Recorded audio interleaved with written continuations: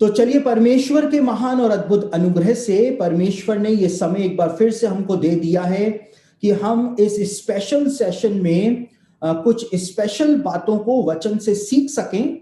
और आज मेरा विषय जो है वो भी स्पेशल विषय ही है। आज कई सारे जवान जो हैं, कई सारे लोग जो हैं, मसीही विश्वासी जो हैं, वो इस विषय को लेकर के बहुत ज्यादा परेशान हैं। आत्मिक जीवन के अंदर जो असफलताएं एक विश्वासी को मिलती हैं, जो अपने आत्मिक जीवन में आगे बढ़ना चाहता है, या आत्मिक जीवन के अंदर जो असफलताएं, भौतिक जीवन के अंदर जो असफलताएं एक जवान विश्वासी को मिलती हैं, जो परमेश्वर की सेवा करना चाहता है, उन उन असफलताओं के कारण एक विश्वासी जो होता है वो हताश हो जाता है, निराश हो जाता है, और उसके जीवन के अंदर उसको एक सही मार्ग नहीं मिल पाता है। वो परेशान रहता है कि मेरे साथ वास्तव में ऐसा क्यों हो रहा है।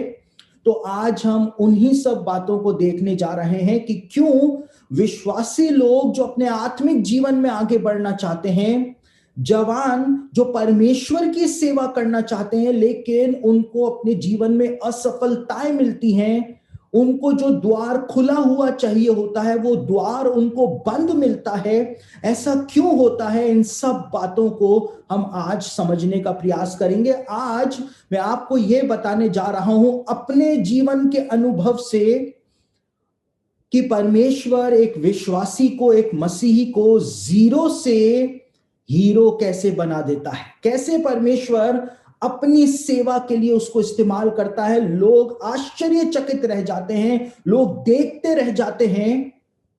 उन सब बातों को आज हम देखने और जानने जा रहे हैं। लेकिन उन सब बातों को समझने से पहले हम अपने आज के संदेश की बुनियाद को डालेंगे, और बुनियाद को हम डालेंगे कुछ वचनों के द्वारा जो पाए जाते हैं भजन संहिता, उसका 105 अध्याय, भजन संहिता 105 अध्याय और उसके 17 से लेकर 22 वचन में इस समय आपके सामने पढ़ रहा हूं, जहां पर हमारे आज के संदेश की थीम जो है वो पाई जाती है। यहां पर लिखा हुआ है, परमेश्वर के बारे में बताया हुआ है, उसने यूसुफ नामक एक पुरुष को उनसे पहले भेजा था, जो दास होने के लिए बेचा गया था। लोगों ने उसके पैरों में बेड़ियां डालकर उसे दुख दिया। वह लोहे की सांकलों से जकड़ा गया। जब तक कि उसकी बात पूरी ना हुई, तब तक यहोवा का वचन उसे कसौटी पर कसता रहा। तब राजा ने दूत भेजकर उसे निकलवा लिया, और देश देश के लोगों के स्वामी ने उसके बंधन खुलवाए। उसने उसको अपने भवन का प्रधान और अपनी पूरी संपत्ति का अधिकारी ठहराया कि वह उसके हाकिमों को अपनी इच्छा के अनुसार कैद करे और पुरनियों को ज्ञान सिखाए। आज परमेश्वर के वचन से हम इन्हीं सब बातों के ऊपर अध्ययन करने जा रहे हैं, इन्हीं सब बातों को देखने जा रहे हैं कि परमेश्वर ने यूसुफ के साथ जो किया, वही परमेश्वर हर एक उस विश्वासी के साथ करता है जो परमेश्वर के लिए अपना जीवन समर्पित करता है, परमेश्वर की सेवा करने का वो निर्णय लेता है। परमेश्वर एकाएक ही किसी विश्वासी को अपनी सेवा के लिए इस्तेमाल नहीं करता है, लेकिन परमेश्वर अपनी सेवा के लिए एक विश्वासी को तैयार करता है। यदि आप अपने आत्मिक जीवन के अंदर आगे बढ़ना चाहते हैं, यदि आप परमेश्वर की सेवा करना चाहते हैं और परमेश्वर की सेवा के अंदर आगे बढ़ना चाहते हैं, तो आपको परमेश्वर के ट्रेनिंग इंस्टीट्यूट से स्नातक होना पड़ेगा, ग्रेजुएट होना पड़ेगा। और जब तक आप परमेश्वर के ट्रेनिंग इंस्टीट्यूट से ग्रेजुएट नहीं हो जाते हैं, तब तक परमेश्वर आपको इस्तेमाल भी नहीं करेगा। आप बहुत ज्यादा पढ़े लिखे हो सकते हैं, आप बहुत अच्छी फैमिली बैकग्राउंड से हो सकते हैं, आप बहुत धनी परिवार से हो सकते हैं, आप बहुत ज्यादा मल्टी टैलेंटेड हो सकते हैं, आप पवित्र आत्मा के वरदानों से भरे हुए हो सकते हैं, आपको परमेश्वर ने बुलाहट दी हो सकती है, आपको परमेश्वर ने दर्शन दिया हो सकता है, लेकिन इन सब के बावजूद जब तक आप परमेश्वर के ट्रेनिंग इंस्टीट्यूट से ग्रेजुएट नहीं होंगे, परमेश्वर आपको इस्तेमाल नहीं करेगा। और परमेश्वर का जो ट्रेनिंग इंस्टीट्यूट है, परमेश्वर का जो प्रशिक्षण केंद्र है, उससे हर कोई होकर के नहीं गुजर पाता है। परमेश्वर जिनको अपने लिए चुन लेता है, अपने लिए अलग कर लेता है, परमेश्वर उनको तैयार करता है उस महान सेवा के लिए जिसके द्वारा परमेश्वर इतिहास बदलने का दावा करता है। देखिए, परमेश्वर के एक बहुत बड़े दास हुए, सुसमाचार प्रचारक वो थे। उनका नाम था सुसमाचार प्रचारक का नाम था रेनहर्ड बॉनकी। और रेनहर्ड बॉनकी जो थे वो अपनी पुस्तक में कहते हैं कि परमेश्वर को इतिहास रचने के लिए सिर्फ एक व्यक्ति की जरूरत होती है, सिर्फ एक व्यक्ति की। लेकिन परमेश्वर को वो एक व्यक्ति जो है वो भी नहीं मिल पाता है, और परमेश्वर ढूंढता रहता है उस एक व्यक्ति को। और जब परमेश्वर को वो एक व्यक्ति मिल जाता है तो परमेश्वर उसके द्वारा इस बात को दिखाता है कि परमेश्वर एक के द्वारा ही जब इतना काम कर सकता है, तो परमेश्वर को यदि एक से ज्यादा लोग मिल जाएं तो फिर परमेश्वर क्या करके रख सकता है। तो आपके पास चाहे कितनी भी डिग्रियां क्यों ना हो, आप कितने ही अच्छे परिवार से क्यों ना हो, आपने दर्शन पाया हो, वरदान पाए हो, टैलेंट पाए हो, लेकिन आपको परमेश्वर के प्रशिक्षण से होकर के गुजरना पड़ेगा। क्योंकि जब तक आप परमेश्वर की उस ट्रेनिंग से होकर के नहीं गुजरेंगे, परमेश्वर आपको उस स्तर के ऊपर इस्तेमाल भी नहीं कर पाएगा। याद रखिए, परमेश्वर जीरो को हीरो बनाना जानता है। परमेश्वर जानता है, परमेश्वर इस बात को जानता है कि चुनाव जो है वो परमेश्वर का है। परमेश्वर ने आपको चुना है, परमेश्वर का चुनाव गलत नहीं हो सकता है। परमेश्वर ने आपको चुना है, चाहे दुनिया के लोग आपके बारे में क्या कुछ कहते हो, इससे कोई फर्क नहीं पड़ता। और मैं पहले भी इस बात को आपको बोल चुका हूं कि ये बात कोई मायने ही नहीं रखती है कि दुनिया हमारे बारे में क्या सोचती है। मायने जो बात रखती है वो ये रखती है कि परमेश्वर हमारे बारे में क्या सोचता है। परमेश्वर क्या सोचता है? परमेश्वर ने यशाया के लिए कहा कि तू मेरी दृष्टि में आदर योग्य है। तो भले से इजरायली यहूदी लोग यशाया को तुच्छ जान रहे थे, उसका तिरस्कार कर रहे थे, उससे कोई फर्क नहीं पड़ता। सर्वशक्तिमान ने कहा कि तू मेरी दृष्टि में आदर योग्य है। कहानी वहीं पर ही समाप्त हो गई, कहानी वहीं पर ही समाप्त हो गई। तो आज हम इसी बात को देखने जा रहे हैं। यूसुफ के जीवन से हम देखेंगे कि जैसे परमेश्वर ने यूसुफ को इस्तेमाल किया, उसी प्रकार से परमेश्वर हर एक विश्वासी के जीवन को इस्तेमाल करता है। लेकिन उसी प्रोसेस से सबको होके जाना पड़ता है। यूसुफ जो है वो हमारे जीवन के लिए एक प्रोटोटाइप है, एक प्रोटोटाइप है यूसुफ, कि जैसा यूसुफ के साथ हुआ वैसा ही उसी प्रक्रिया से परमेश्वर हमको भी लेकर के जाता है। लेकिन हमको समझ में ही नहीं आता है, समझ में ही नहीं आता है। देखिए, यूसुफ जो था उसको 17 साल की उम्र में परमेश्वर ने चुन लिया था। अधिकांश चुनाव जो परमेश्वर करता है अपनी सेवा के लिए विश्वासियों का करता है, वो टीन एज में करता है। मैं ऐसा नहीं कह रहा हूं कि अगर आगे की एज में परमेश्वर चुनाव करे तो वो चुनाव सही नहीं है, मैं ऐसा नहीं बोल रहा हूं। लेकिन मैक्सिमम चुनाव जो परमेश्वर अपनी सेवा के लिए लोगों का करता है वो टीन एज के अंदर ही परमेश्वर कर लेता है। और यूसुफ जो था उसको परमेश्वर ने चुन लिया था। यूसुफ को परमेश्वर ने एक वरदान दे दिया था कि यूसुफ को सपने आते थे। यूसुफ सपनों का अर्थ बता सकता था। यूसुफ के पास एक वरदान था। और यूसुफ जो था अपने पिता का प्रिय था। यहां पर याकूब जो है वो पिता परमेश्वर का प्रतीक बन जाता है। एक विश्वासी जो है वो पिता परमेश्वर का प्रिय है। परमेश्वर पक्षपात नहीं करता है, मैं वो बात नहीं बोल रहा हूं। लेकिन परमेश्वर ने किसी से प्रेम करके उसको अपने लिए चुन लिया, वो पिता का प्रिय हो गया। और यहां पर पिता का प्रिय जो था, यूसुफ जो था, याकूब का प्रिय जो था, उसके पास वरदान था परमेश्वर का दिया हुआ, और उस वरदान के कारण और पिता के प्रेम के कारण उसके भाई जो थे, उसके अपने भाई जो थे, वो उसके विरोधी बन गए थे। उससे उन्होंने ईर्ष्या रखनी शुरू कर दी थी। यहां पर लिखा हुआ है भजन संहिता के वचनों में कि परमेश्वर ने यूसुफ को उनसे पहले भेजा, और वो दास होने के लिए भेजा गया। दास होने के लिए, मालिक होने के लिए नहीं, राजा बनने के लिए नहीं, लेकिन दास होने के लिए परमेश्वर के द्वारा भेजा गया था।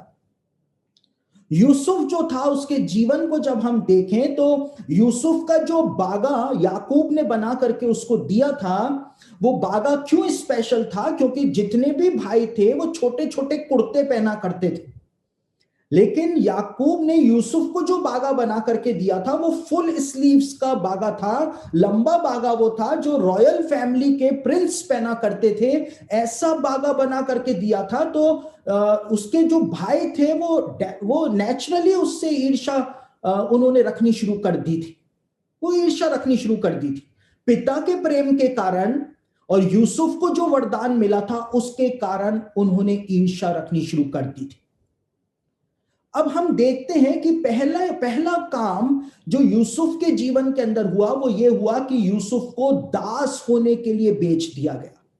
उसके भाई उससे ईर्ष्या करते थे उसके वरदान के कारण।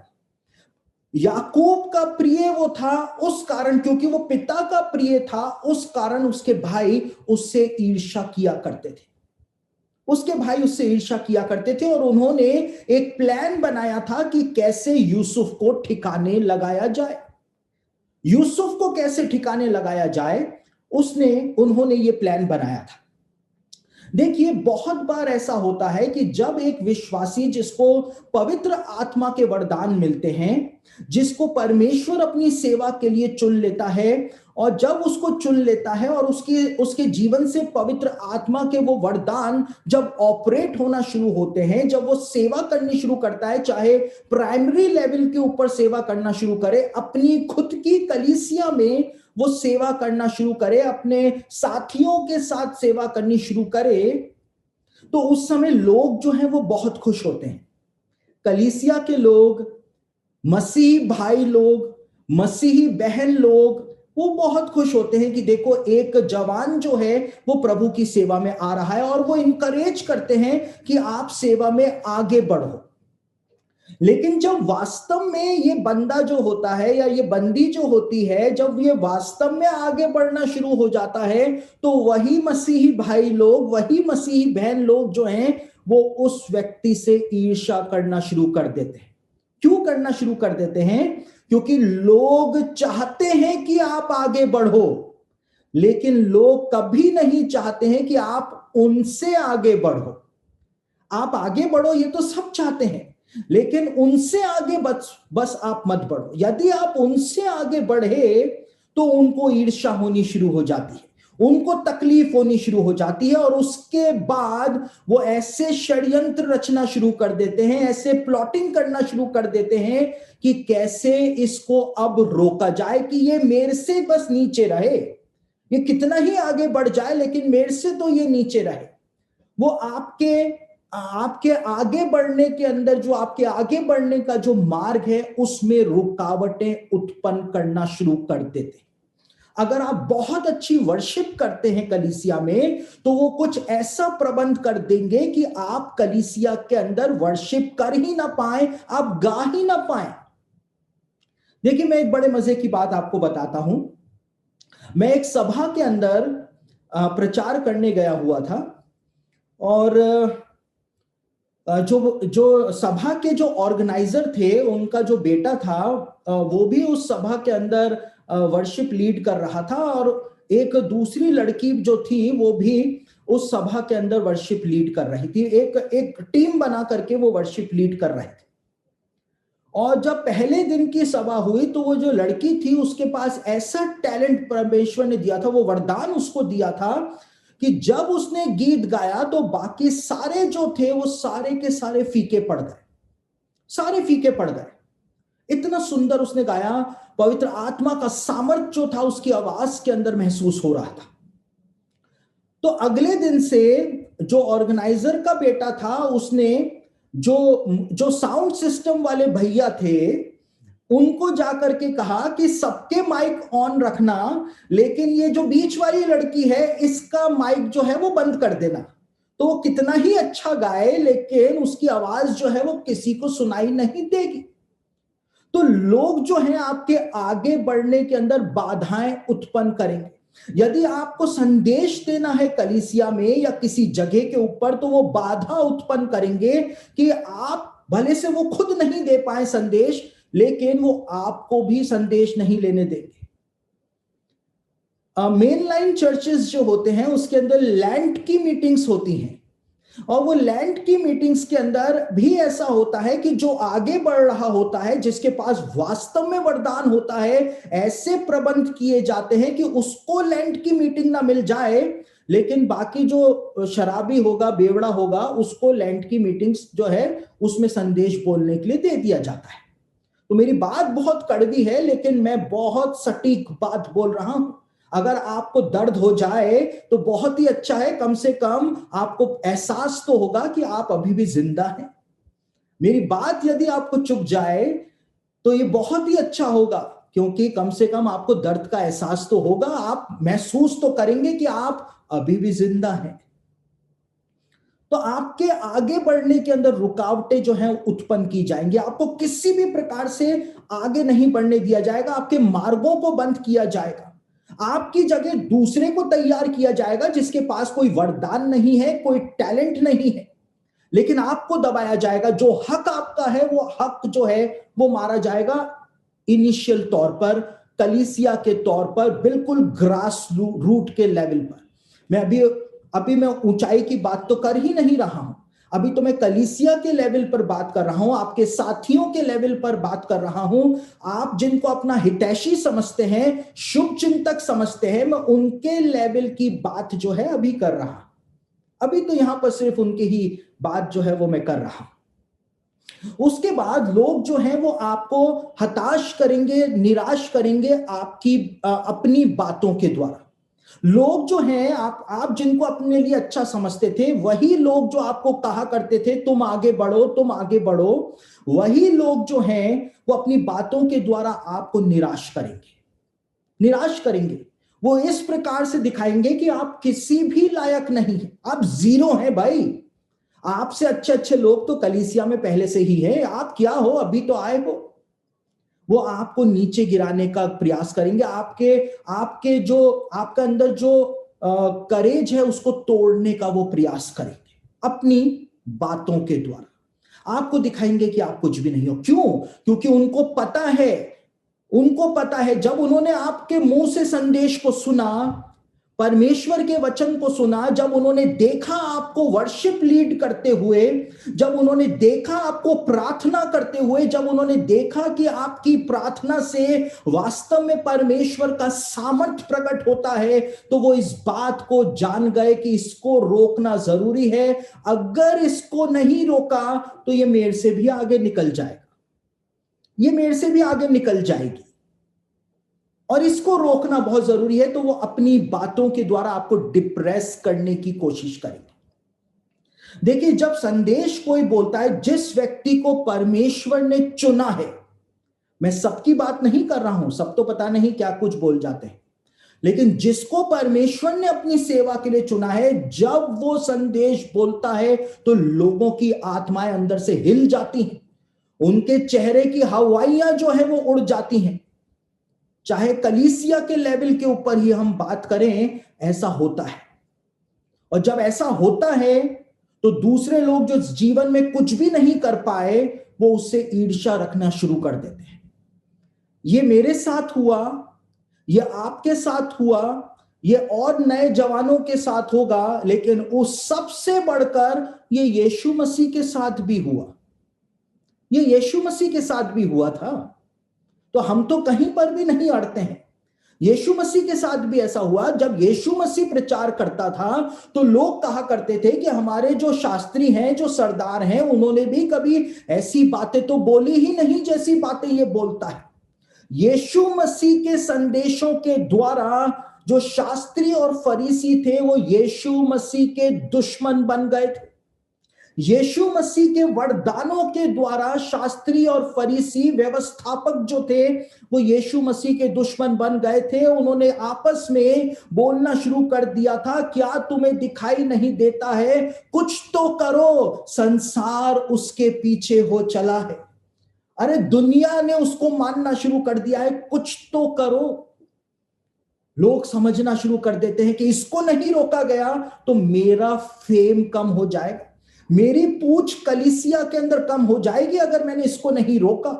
और उसके लिए वो बहुत सारी बाधाएं जवानों के, विश्वासियों के मार्ग के अंदर उत्पन्न करना शुरू कर देते हैं, बदनामी करना शुरू कर देते हैं, बातों को पकड़ना शुरू कर देते हैं।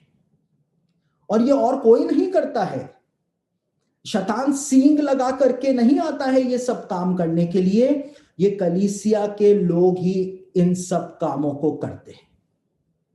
यीशु मसीह के साथ ऐसा हुआ, पौलुस के साथ भी ऐसा ही हुआ था। कैसा हुआ था? पौलुस जब एक जगह के ऊपर गया और वहां पर आराधनालय का जो सरदार था, आराधनालय का सरदार, उसने पौलुस से निवेदन किया कि महोदय, आप यदि सबत के दिन कोई संदेश देना चाहते हैं तो आप सबत के दिन संदेश दीजिए। और पौलुस ने जब खड़े होकर के ताबड़तोड़ प्रचार किया, जब पौलुस ने खड़े होकर पवित्र आत्मा के सामर्थ्य से उसी मूसा की व्यवस्था का प्रचार किया, नबियों की किताबों का प्रचार किया, और पौलुस ने कहा कि अगले सबत के दिन मैं वापस से प्रीच करूंगा, और अगला सबत का दिन आया तो वहां पर लिखा हुआ है प्रेरितों के काम के पुस्तक के अंदर कि पूरा का पूरा नगर जो था वो आराधनालय के अंदर और बाहर इकट्ठा हो गया। और प्रेरितों की पुस्तक के अंदर लिखा हुआ है, वहां पर बताया हुआ है कि जब आराधनालय के सरदार ने उस भीड़ को देखा तो वो ईर्ष्या से भर गया। क्यों भर गया? इतने सालों से उसी आराधनालय में मूसा की व्यवस्था का, भविष्यवक्ताओं की पुस्तकों का ही प्रचार कर रहा था, कोई आता ही नहीं था। 4-5 यहूदी आते थे और फेस्टिवल वाले दिन 50 यहूदी आ जाया करते थे। लेकिन ये पौलुस कहां से आ गया? ये कौन है? ये तो ऐसे ही है, मैं तो इतना बड़ा सरदार हूं आराधनालय का और इसको तो मैंने ही मौका दिया था प्रचार करने का, अब देखो इसको सुनने तो पूरा नगर आ गया, मुझको सुनने तो कोई आता ही नहीं है। और वो सरदार जो था वो ईर्ष्या से भर गया। यीशु मसीह के साथ ऐसा हुआ, पौलुस के साथ ऐसा हुआ, हमारे साथ भी ऐसा ही होगा। यूसुफ के साथ भी ऐसा ही हुआ था। यूसुफ के भाई जो थे उसके वरदानों के कारण उसके दुश्मन बन गए थे। वरदानों के कारण, जो परमेश्वर का चुनाव होता है, परमेश्वर का अभिषेक जो होता है, उसके कारण लोग जो है वो ईर्ष्या करनी शुरू कर देते हैं, क्योंकि उनके पास वो चीज नहीं होती है और इस वजह से उनको ईर्ष्या होनी शुरू हो जाती है। ईर्ष्या होनी शुरू हो जाती है कि मैं तो इस्तेमाल हो नहीं पाया, फिर ये ऐसे कैसे इस्तेमाल हो रहा है, ये मुझसे ज्यादा आगे निकल जाएगा तो इसकी पूछ होनी शुरू हो जाएगी। यीशु मसीह ने एक दृष्टांत सुनाया। यीशु ने कहा कि एक खेत था और उस खेत के अंदर मालिक जो था उसने मजदूरों को रखा, काम करने के लिए रखा, और मालिक ने कहा कि पूरे दिन काम करो, मैं तुमको 1 दिनार दूंगा। उसके बाद जब खेत का स्वामी बाहर निकला तो आधे दिन के अंदर उसने कुछ मजदूरों को सड़क के ऊपर खड़ा हुआ देखा और उसने कहा कि तुम यहां पर क्यों खड़े हुए हो, मेरे खेत में जाओ और जो सही लगेगा वो शाम को मैं तुमको दे दूंगा, मजदूरी दे दूंगा। और उसके बाद शाम होने से 1 घंटे पहले वो स्वामी जो था वो वापस से निकला और कुछ मजदूरों को उसने खड़े हुए देखा और उसने कहा कि भाई तुम पूरे दिन यहां पर क्यों खड़े हुए थे, मेरे खेत में जाओ और जो सही लगेगा वो मैं तुमको मजदूरी दे दूंगा। और उसके बाद जब मजदूरी देने का टाइम आया तो स्वामी ने अपने जो मुंशी था, जो अकाउंटेंट था, उसको ये बात बोली कि जो सुबह से आए और जो शाम तक आए सबको 1-1 दिनार दे दो। तो जब जो शाम को 1 घंटे रहते हुए आए थे उनको 1 दिनार मिला, तो जो सुबह से काम कर रहे थे वो उन्होंने सोचा कि जब इनको ही 1 दिनार मिला, यानी कि हमको तो 10 दिनार मिलेंगे। और जब उनको भी 1 ही दिनार मिला, तो ये सुबह से जो काम कर रहे थे ये स्वामी के ऊपर बुड़बुड़ाने लगे। और स्वामी ने इस बात को कहा कि क्या मैंने 1 दिनार नहीं ठहराया था? तो मैंने 1 दिनार ठहराया था, वो तुमको दे दिया। मेरे माल के साथ मैं जो चाहे सो करूं, तुम कौन होते हो? और यही बात जो है वो परमेश्वर आज भी कलीसिया के हर एक विश्वासी को बोल रहा है। हर एक विश्वासी को बोल रहा है। कोई अभी आकर के एकदम से आगे जब बढ़ना शुरू हो जाता है तो लोग उसको रोकने का प्रयास करते हैं। लोग उसको रोकने का प्रयास करते हैं कि मुझको, मैं तो आगे नहीं बढ़ पाया इतनी जल्दी, ये कैसे इतनी जल्दी आगे बढ़ रहा है, उसको रोकने का प्रयास करते हैं। और परमेश्वर कहता है कि मेरा माल है, मेरा अभिषेक है, मैं किसी को भी दूं। तुम कौन होते हो? मैं किसी को भी आगे बढ़ाऊं, तुम कौन होते हो? लेकिन लोग जो हैं वो द्वार बंद करने में लगे रहते हैं, बाधा उत्पन्न करने में लगे रहते हैं। जवानों को, मसीही जवान जो है जिनको परमेश्वर ने अपनी सेवा के लिए चुना है, उनके जीवनों को बाधा से पूरी तरह से लोग भर देते हैं। और कलीसिया के लोग ही ऐसा करते हैं, कोई और आकर के ऐसा नहीं करता है। देखिए, जब मैंने इस बात का निर्णय लिया था कि मैं परमेश्वर की सेवा करूंगा, फुल टाइम सेवा करूंगा, और जब मैंने इस बात को सोचा था कि मैं सेमिनरी जाऊंगा, बाइबल कॉलेज जाऊंगा, जब मैंने इस बात को ठान लिया था कि मैं सेमिनरी जा करके अध्ययन करूंगा, थियोलॉजिकल स्टडीज करूंगा और उसके बाद मैं परमेश्वर की सेवा करूंगा, तो जिस पेंटिकॉस्टल चर्च में मैं जाता था, उस कलीसिया के पास्टर से जब मैंने इस बात को कहा था कि मुझको बाइबल कॉलेज जाना है, तो वो पास्टर साहब जो थे वो खुद कभी बाइबल कॉलेज गए ही नहीं थे। तो गए नहीं थे, तो यदि वो मुझको बाइबल कॉलेज भेज देते और मैं 4 साल में बाइबल कॉलेज करके आ जाता, तो पास्टर साहब जो है उनका तो, उनकी टीआरपी जो है वो तो वैसे ही डाउन हो जाती, उनकी रेटिंग जो है वो तो वैसे ही कम हो जाती। तो उन्होंने एक पूरी प्लॉटिंग करी और उन्होंने प्लॉटिंग करके ये बात मुझको बोली। मैं बिल्कुल भोला भाला नया विश्वासी था। जब हम आगे बढ़ जाते हैं तो पुराने चावल हो जाते हैं, लेकिन जब हम शुरू में होते हैं उस समय भोले भाले मासूम होते हैं। तो वो पास्टर साहब जो थे उन्होंने इस बात को मुझसे कहा कि अभी मैंने बात करी है बाइबल कॉलेज में, और वहां के जो प्रिंसिपल हैं उन्होंने मुझको कहा है कि अभी 3-4 साल तक तो बाइबल कॉलेज के अंदर बिल्कुल भी जगह नहीं, और 3-4 साल जो है वो प्री बुकिंग चल रही है बाइबल कॉलेज के अंदर स्टूडेंट्स की, तो आपका 3-4 साल तक तो नंबर लगेगा ही नहीं।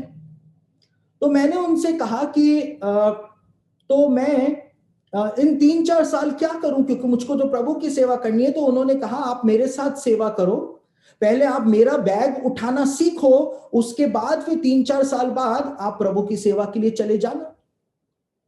तो वो बात जो है वो मुझे हजम नहीं हुई, क्योंकि मुझको थियोलॉजिकल स्टडीज करनी थी। मुझको परमेश्वर के वचन को बहुत ज्यादा गहराई से समझना था, ताकि आगे के जीवन के अंदर मेरे वचनों में, मेरे संदेशों में कोई थियोलॉजिकल एरर ना पाया जाए। उसके बाद मैं अपनी कलीसिया के पास्टर साहब से जब मिला, तो वो पास्टर साहब जो थे उन्होंने, जब मैंने उनको ये बात रखी, देखिए बकवास बहुत की जाती है कलीसियाओं के अंदर, बकवास बहुत की जाती है कि जवान परमेश्वर की सेवा के लिए सामने आए, और जब जवान परमेश्वर की सेवा के लिए सामने आते हैं तो उनकी जड़ें जो है वो काटी जाती हैं। अब मेरी बात आपको बुरी लग जाए तो मैं कुछ भी नहीं कर सकता, कुछ भी नहीं कर सकता। मेरे जीवन का अनुभव मैं आपको बता रहा हूं। हो सकता है कि आपके जीवन का अनुभव मेरे जीवन से अलग हो सकता है, और जरूरी नहीं है कि आप मेरी सारी बातों से सहमत हो, ये भी जरूरी नहीं। आपका अनुभव बहुत अच्छा और मीठा हो सकता है, लेकिन जो मेरा अनुभव है वो मैं आपके सामने रख रहा हूं। तो मेरी कलीसिया के जो पास्टर साहब थे, जब उन्होंने इस बात को सुना कि मैं सेमिनरी जाना चाहता हूं, तो उन्होंने इस बात को कहा कि मैं मर जाऊंगा लेकिन तुझको सेमिनरी नहीं जाने दूंगा। सेमिनरी नहीं जाने दूंगा। और बहुत मुश्किल से मैंने थियोलॉजिकल स्टडीज को किया, बहुत मुश्किल से किया, लेकिन मैंने थियोलॉजिकल स्टडीज को किया, बहुत मुश्किल से किया, लेकिन किया। और किया तो उसका फायदा यह है कि आज मेरे संदेशों के अंदर कोई भी थियोलॉजिकल एरर जो है वो नहीं पाया जाता है। और इसीलिए मैं इस बात के ऊपर जोर देता हूं कि थियोलॉजिकल एजुकेशन जो है वो एक प्रभु के सेवक को बहुत ज्यादा उसकी जरूरत है, बहुत ज्यादा उसके लिए वो जरूरी है।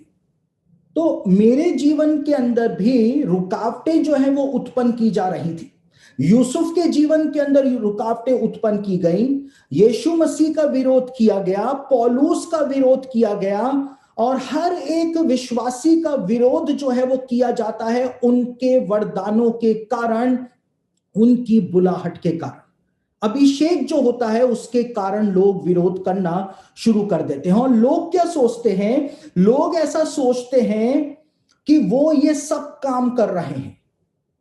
लोग ये सोचते हैं कि मैंने अपना काम कर दिया, मैंने उसको रोक लिया, लेकिन उनको पता नहीं होता है कि वो ये सब कुछ नहीं कर रहे हैं, परमेश्वर ये सब कुछ कर रहा है।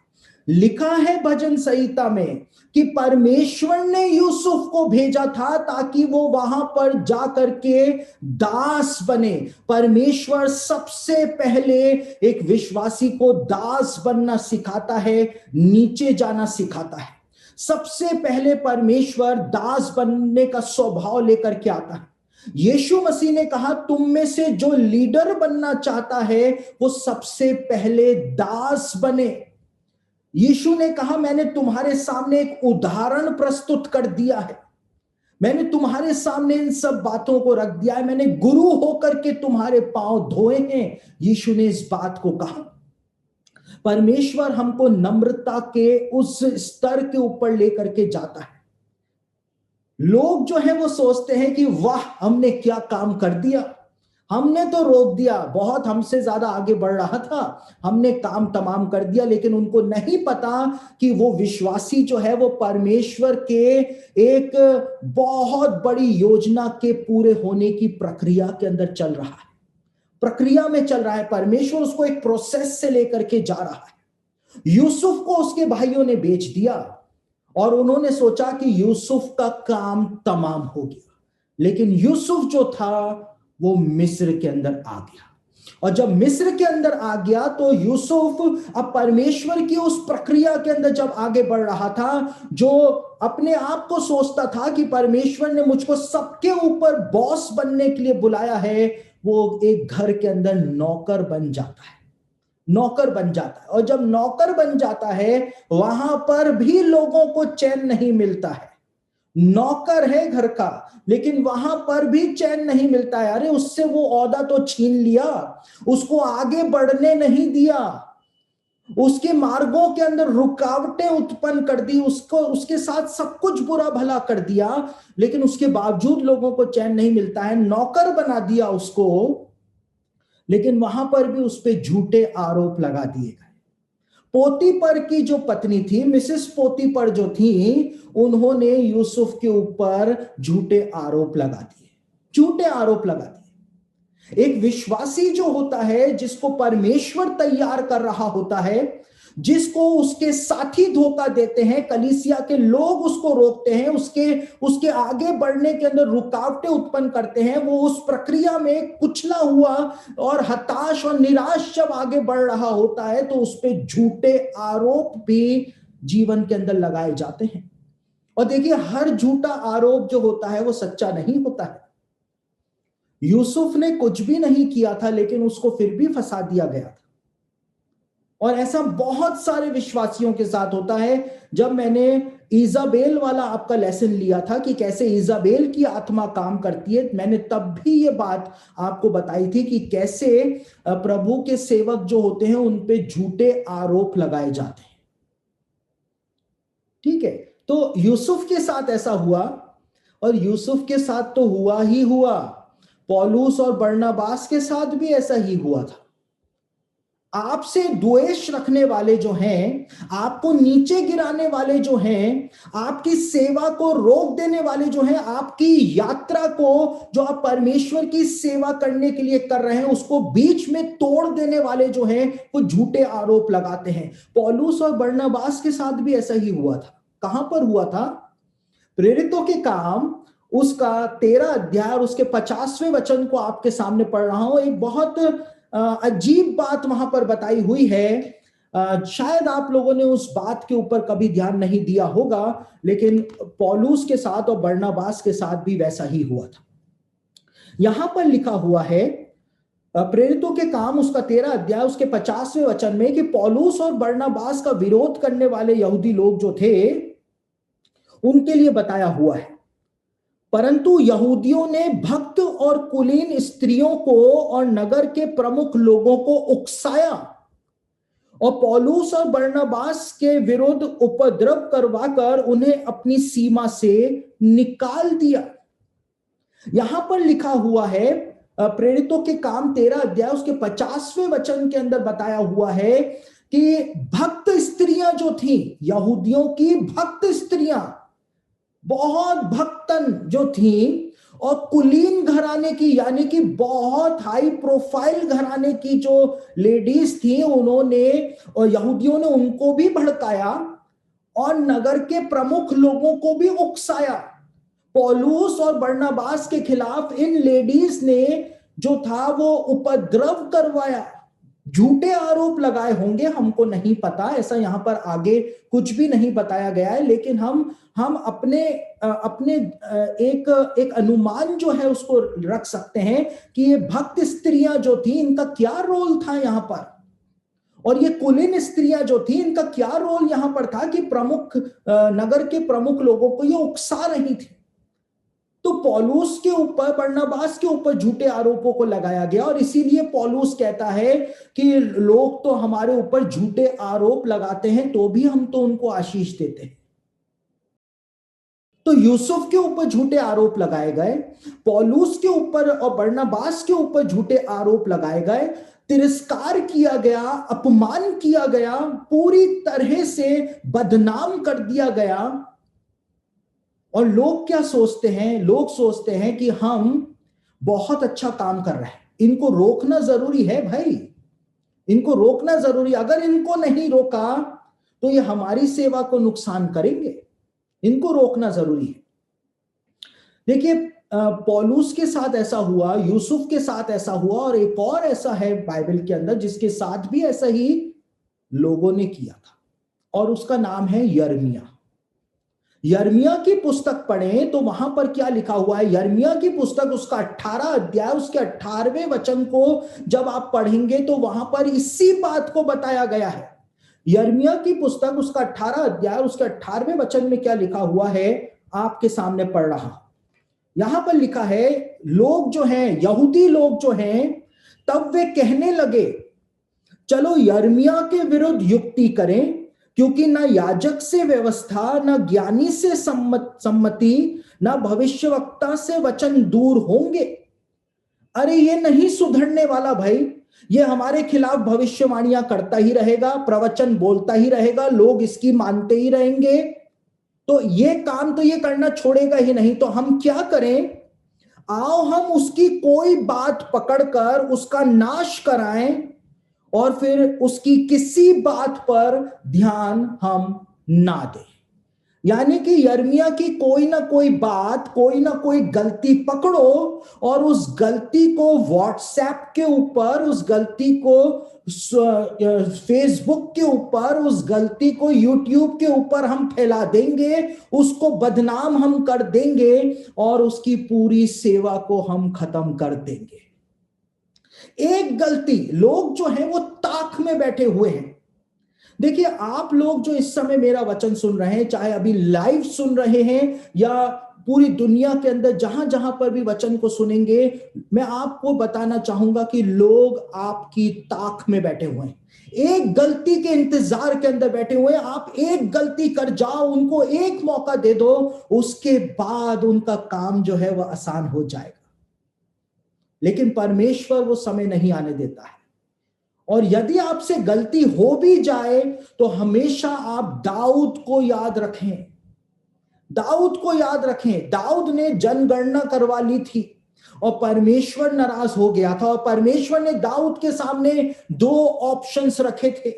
परमेश्वर ने कहा था कि या तो मैं तुमको दंड दूं और या फिर तेरे शत्रु तेरे ऊपर प्रबल हो।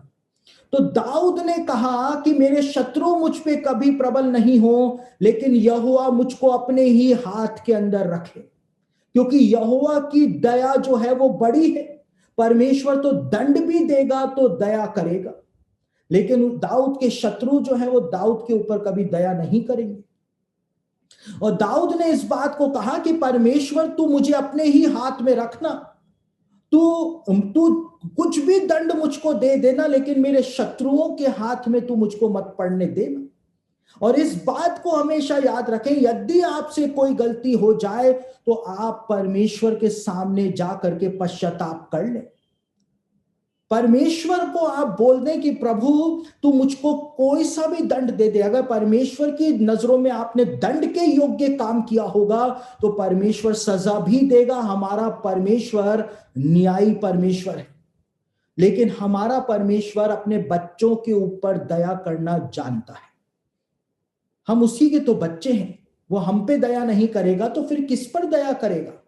लेकिन वो ऐसा पिता भी नहीं है कि अपने बच्चों की गलतियों की सजा अपने बच्चों को ना दे। लेकिन लोग जो हैं वो ताक में बैठे रहते हैं, फिराक में बैठे रहते हैं। एक गलती मिल जाए साहब, उसके बाद हम बताते हैं कि ये जो इतना धर्मी और आत्मिक बना फिरता है, इतनी पवित्रता से बनी हुई फिरती है, एक गलती इसकी मिल जाए उसके बाद हम इसको बताएं कि ये कितनी पवित्र है। लोग ताक में बैठे रहते हैं। यूसुफ के साथ ऐसा ही हुआ। वो दास होने के लिए बेचा गया, जब दास होने के लिए भी आ गया, दास है, नौकर है, उसके बावजूद उसके ऊपर झूठे आरोप लगा दिए गए। लोग जो हैं वो आपके पीछे पड़े रहेंगे। क्यों? क्योंकि परमेश्वर ने आपको चुना है। उनको दिखाई दे रहा है आपका फ्यूचर कि यदि आपको उन्होंने टाइम रहते नहीं रोका तो वो बहुत पीछे छूट जाएंगे और आप बहुत आगे निकल जाएंगे। लोग जो है आपको इतना परेशान कर देंगे, आपके मार्गों में इतनी रुकावटें उत्पन्न कर देंगे, आपके इतनी बाधाएं उत्पन्न कर देंगे कि हो सकता है वो आपको आत्महत्या के कगार तक भी पहुंचा दे। एक विश्वासी जो है, मैंने बहुत सारे ऐसे विश्वासियों को देखा है जो उस कगार तक पहुंच जाते हैं, आत्महत्या के कगार तक जो है वो पहुंच जाते हैं। और आपके सारे शुभ चिंतक जो हैं, जब आपके ऊपर कोई झूठा आरोप लगाए किसी विश्वासी पर जिसको परमेश्वर ने अपने लिए चुना है, उस पर जब ऐसे कोई झूठे आरोप लगाए जाते हैं तो आपके सारे मित्र जो हैं, आपके सारे शुभ चिंतक जो हैं, वो सब आपके पास से भाग जाते हैं। यीशु के चेले यीशु को छोड़ करके भाग गए थे। गुरुजी मैं तो आपके लिए अपनी जान भी दे दूंगा, सबसे पहले भाग गया था। वहां पे लिखा है पतरस तो धिक्कारने लगा, धिक्कारने, यीशु के नाम को धिक्कार रहा था, सुसमाचार में लिखा हुआ है। सबसे पहले वो भागा, जो बोल रहा था, दावे ठोक रहा था कि मैं तो गुरुजी आपके लिए जान दे दूंगा।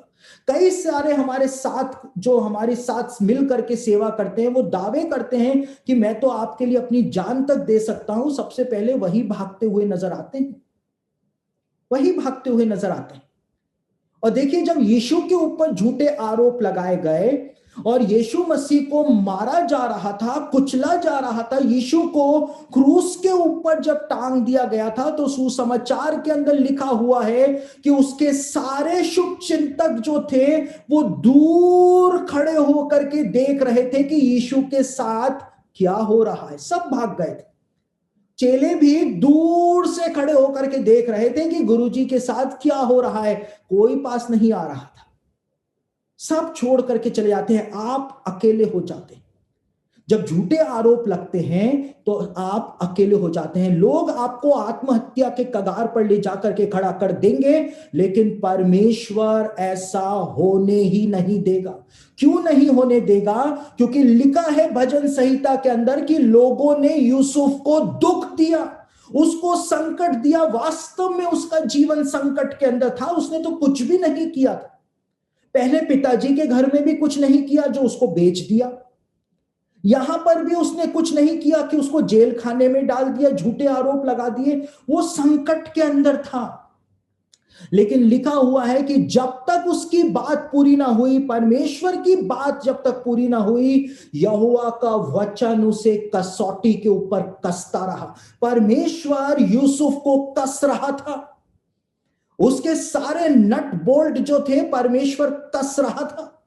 परमेश्वर इन सारी परिस्थितियों से लेकर के जाता है ताकि परमेश्वर अपने सेवक को उस महान सेवा के लिए तैयार कर सके जिसके लिए परमेश्वर ने उसको ठहराया है। परमेश्वर को इतिहास बनाने के लिए, परमेश्वर को इतिहास बदल देने के लिए सिर्फ एक व्यक्ति की जरूरत होती है, और वो एक व्यक्ति आज आप हो सकते हैं। लेकिन यदि आप उस कॉल को स्वीकार करते हैं तो आपको परमेश्वर की उस ट्रेनिंग के प्रोसेस से जाना पड़ेगा, ट्रेनिंग के प्रोसेस से जाना पड़ेगा। यीशु को सब छोड़ करके भाग गए थे, और इधर यूसुफ बिल्कुल अकेला हो गया था। यूसुफ जो था वो बिल्कुल अकेला हो गया था। यहोवा का वचन यूसुफ को कसौटी के ऊपर कस रहा था। और देखिए, जब आपको परमेश्वर इस जगह के ऊपर ले आता है कि सब आपको छोड़ देते हैं, सब आपको तुच्छ जानते हैं, सब आपका तिरस्कार कर देते हैं, आपका अपमान कर देते हैं, आप जो छोटी मोटी सेवा भी कर रहे थे, आप जो प्रभु में आगे भी बढ़ रहे थे, वो भी रुक जाती है, वहां पर भी आपकी रुकावट उत्पन्न हो जाती है, आप निराश और हताश हो जाते हैं।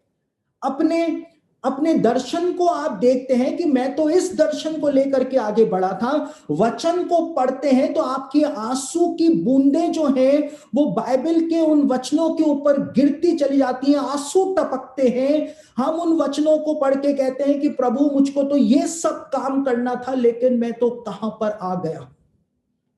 आ गया। यीशु मसीह के वचनों के कारण, यीशु मसीह के सामर्थ के कारण, यीशु मसीह जो परमेश्वर का मसीह था, उस चुनाव के कारण सारे यहूदी जो फरीसी थे, शास्त्री थे, पुरनिये जो थे, वो उसके खिलाफ हो गए थे, ईर्ष्या से भर गए थे। और इतनी ज्यादा ईर्ष्या से भर गए थे कि वो ईर्ष्या ऐसी हो गई थी कि उन्होंने यीशु को मरवा दिया था, और मरवाने के बाद वो उसको कब्र में रखवा दिया था, और कब्र में रखवाने के बाद एक बहुत भारी पत्थर को लुढ़कवा दिया था, और उसके बावजूद उनको चैन नहीं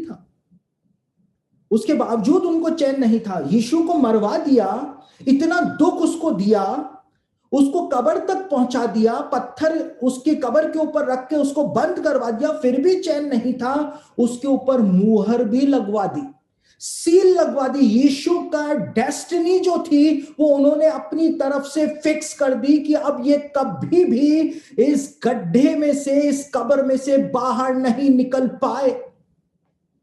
और ऐसा का ऐसा हर विश्वासी के साथ लोग कर देते हैं, हर प्रभु की सेवा करने के वाले के साथ ऐसा कर देते हैं कि उसको बदनाम करने के द्वारा, उसका तिरस्कार करने के द्वारा, उसका अपमान करने के द्वारा, उसको इमोशनली पूरा कुचल देने के द्वारा उस स्थान के ऊपर पहुंचा देते हैं जहां से वो बाहर नहीं निकल पाए, दोबारा कभी सेवा नहीं कर पाए। उसको ऐसे गड्ढे में डाल देते हैं, पत्थर उसके ऊपर रख देते हैं, बाहर ना आने पाए, उसकी डेस्टिनी को वो सील कर देते हैं, जैसे यीशु की कब्र को उन्होंने सील करवा दिया था। लेकिन जब यीशु उस कब्र के अंदर था, उस समय क्या हुआ?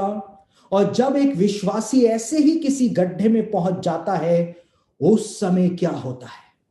उस समय क्या होता है, जब यीशु कब्र के अंदर था तो 3 दिनों के बाद परमेश्वर का ऐसा सामर्थ प्रकट हुआ कि वो सील जो लगाई गई थी, वो सील जो थी वो टुकड़े टुकड़े हो गई थी। और परमेश्वर के सामर्थ से वो पत्थर, वो बाहरी पत्थर जिसके लिए स्त्रियों ने कहा था कि वो पत्थर हमारे लिए कौन लुढ़काएगा, वो पत्थर अपने आप लुढ़क गया था और यीशु परमेश्वर के सामर्थ से जीवित होकर के बाहर आ गया था।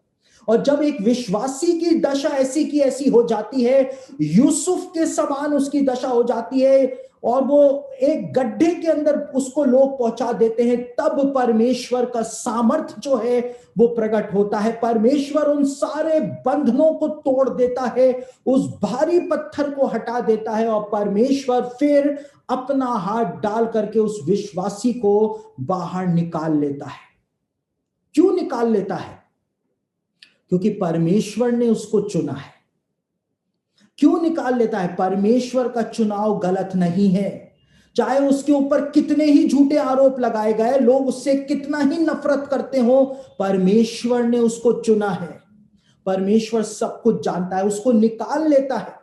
और निकालने के बाद लोग जो हैं, जब यीशु कब्र में से बाहर आ गया तो लोगों को विश्वास ही नहीं हो रहा था कि नहीं, ऐसा नहीं हो सकता है। और जब परमेश्वर किसी विश्वासी को उस गड्ढे में से बाहर निकाल लेता है तो किसी को विश्वास ही नहीं होता है कि वो उस गड्ढे में से भी बाहर आ सकता है। और उसके बाद स्वर्गदूत ने क्या कहा? स्वर्गदूत ने स्त्रियों से क्या कहा? उन्होंने कहा कि तुम जीवते को मरे हुओं में क्यों ढूंढ रही हो भाई? वो यहां नहीं है, लेकिन वो तो तुमको गलील के अंदर मिलेगा। तुम मरे हुओं में उसको कहां ढूंढ रही हो? वो तो गलील में तुमको मिलेगा। जाकर के उसके चेलों को बोलो कि वो तो गलील में है। गलील में क्यों मिलेगा? यीशु गलील क्यों गया? यीशु मसीह का जो मिशन फील्ड था, जहां पर उसने सेवा करी, वो गलील था। अरे तुम उसको मरे हुओं में कहां पर ढूंढ रही हो? वो तो गलील में जा करके देखो, वो तो तुमको प्रचार करता हुआ, आश्चर्यजनक काम करता हुआ तुमको वहां पर मिलेगा। तुम उसको यहां पर कहां ढूंढ रही?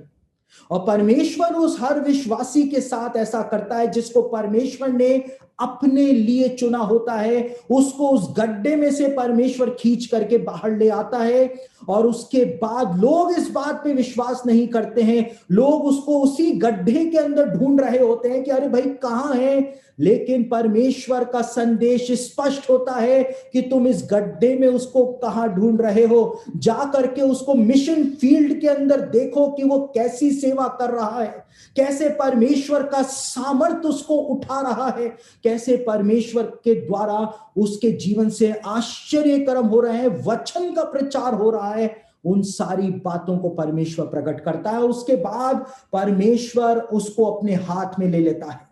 यूसुफ को राजा जो था, फिरौन जो था, उसने बाहर निकलवाया। भजन संहिता में लिखा है, देश देश के स्वामी ने उसके बंधन खुलवा दिए।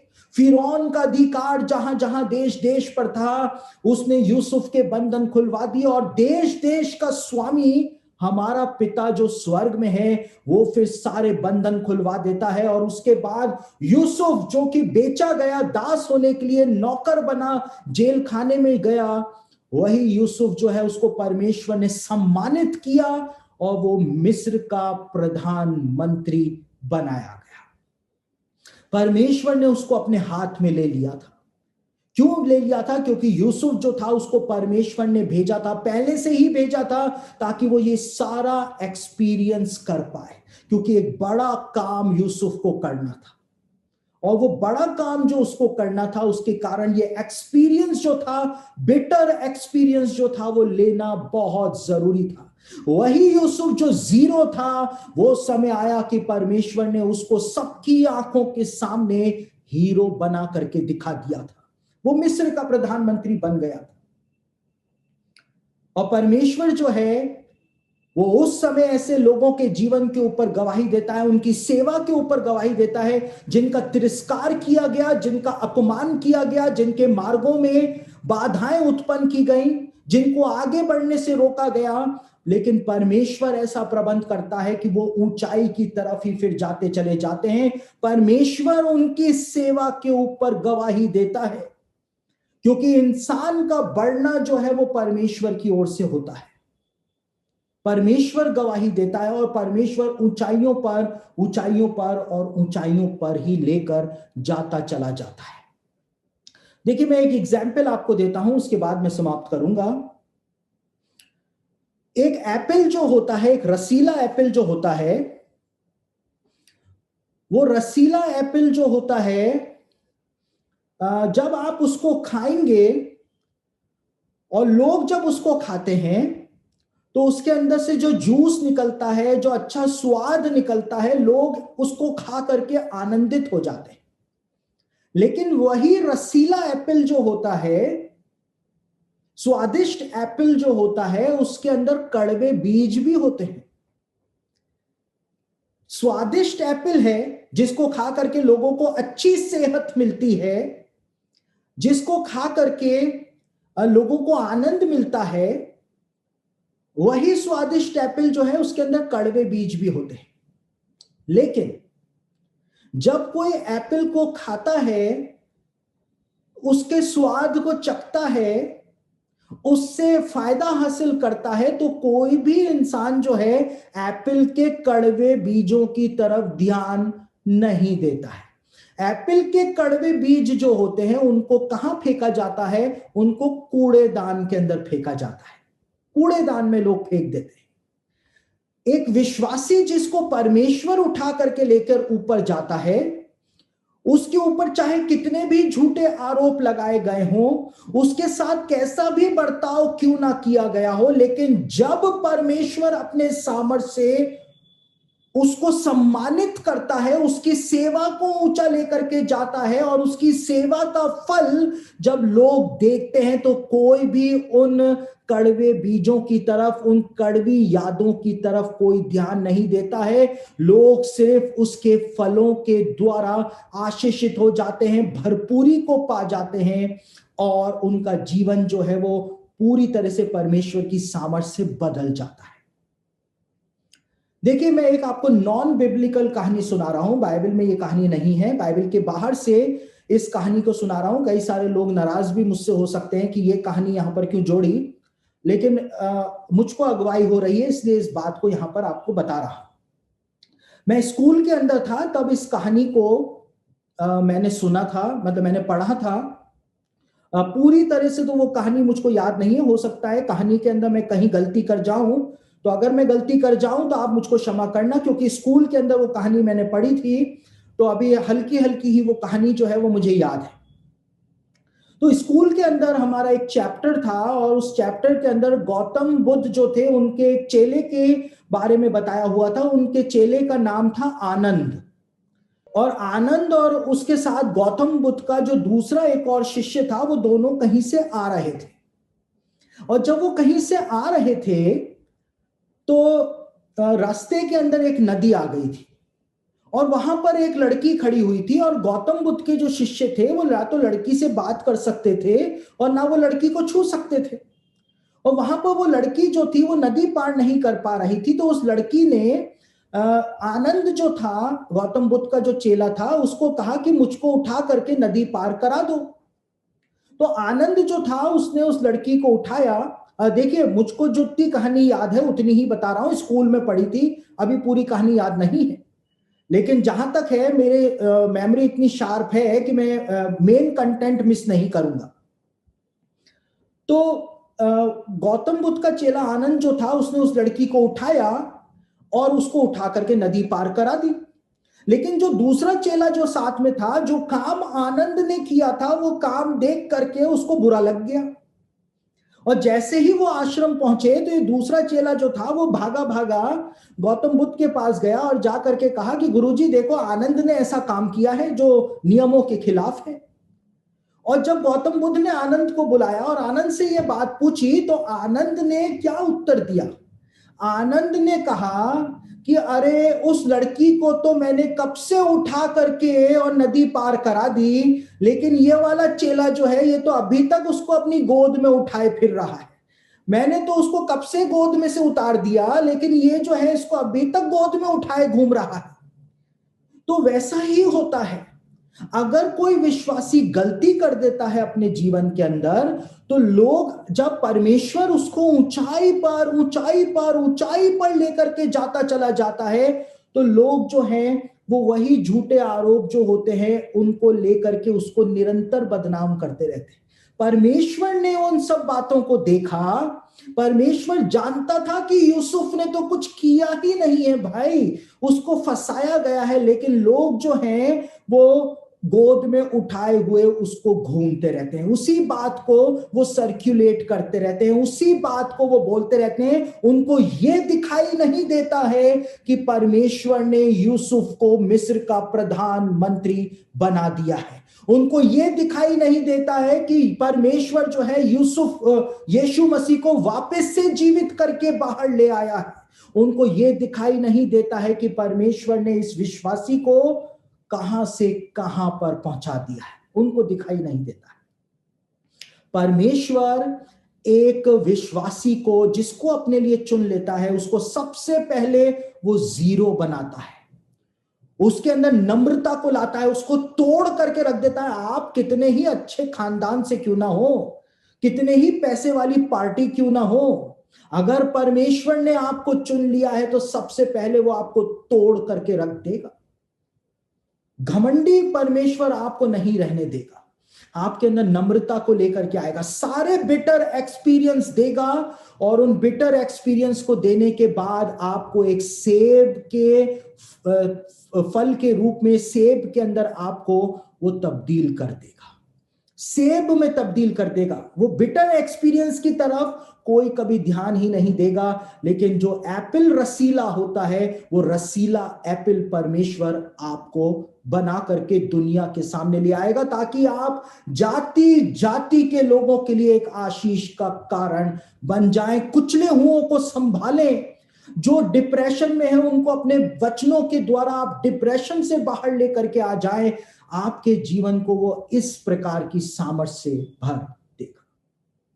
तो यदि आज आपके साथ ऐसा हो रहा है, आपके लिए द्वारों को बंद किया जा रहा है, आपके मार्ग में रुकावटों को डाला जा रहा है, तो निराश होने की जरूरत नहीं है, हताश होने की जरूरत नहीं है, क्योंकि एक है जो ऊपर बैठ करके सब कुछ देख रहा है, और वही ये सब कुछ कर रहा है। ये लोगों का काम नहीं है, लेकिन परमेश्वर ही ये बाधाएं उत्पन्न करवा रहा है, ताकि वो आपको उस महान सेवा के लिए तैयार कर सके।